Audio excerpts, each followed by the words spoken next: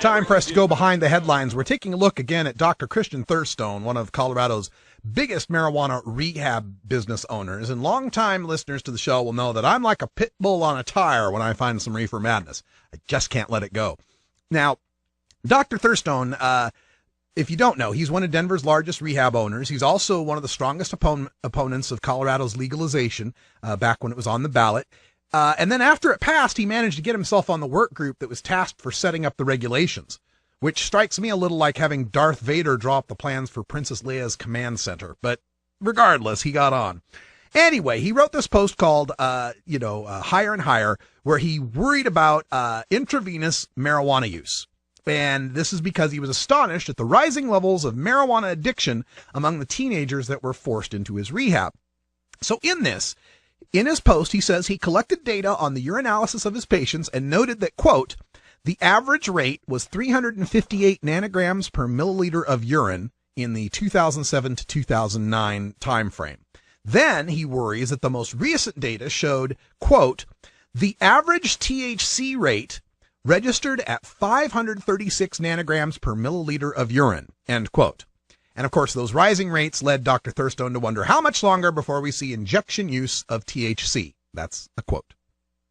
So I jumped all over the injection THC part because that's reefer madness. I mean, THC is fat soluble. It'd be next to impossible for the average user to be able to put it into any kind of formula that would be injectable. And besides, inhaling a vaporized cannabis concentrate gets more THC to your brain faster than injection would. Anyway, so what's the point? But as I was jumping on that part, the injection THC part, I kind of gave him a pass on his claim of detecting more than 300 nanograms of THC in his client's urine.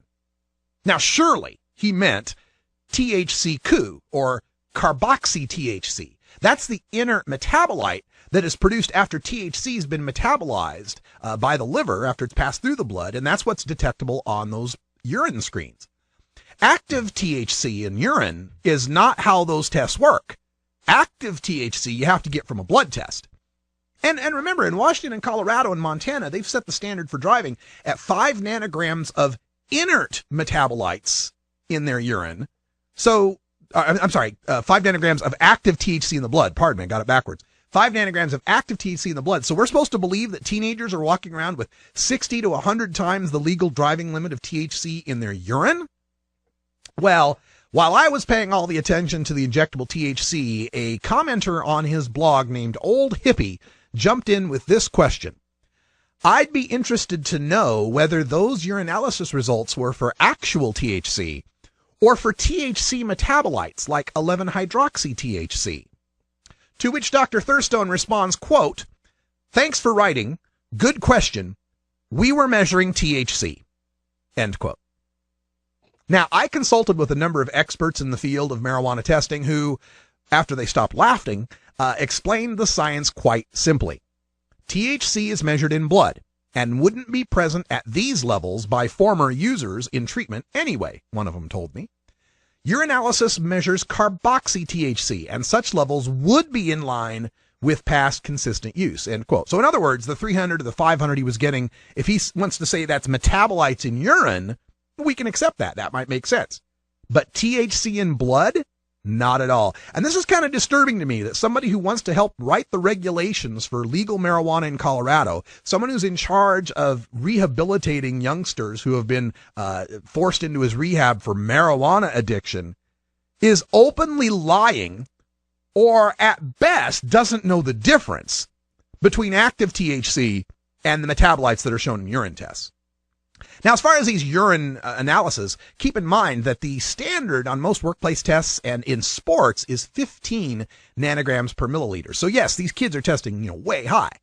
But the World Anti-Doping Agency just moved their cutoff level from 15 nanograms to 150 nanograms out of concerns that they weren't actually catching people who were recently using marijuana.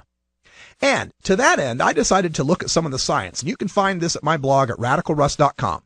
Rocky Mountain Instrumental Laboratories, also from Colorado, which performs the kind of forensic toxicology that Dr. Thurstone claims to have conducted, explains that THC-COOH or carboxy-THC levels are poor predictor of the recency and potency of marijuana use. And another study in 2010 in the Journal of Analytical and Bioanalytical Chemistry performed research on male athletes, and they tested THC, hydroxy-THC, and carboxy-THC, the inert metabolite, in the urine. And at best, when these guys were smoking a 7% THC cone, ingesting 70 milligrams of active THC, the average they got was around 245 nanograms for the next 10 days.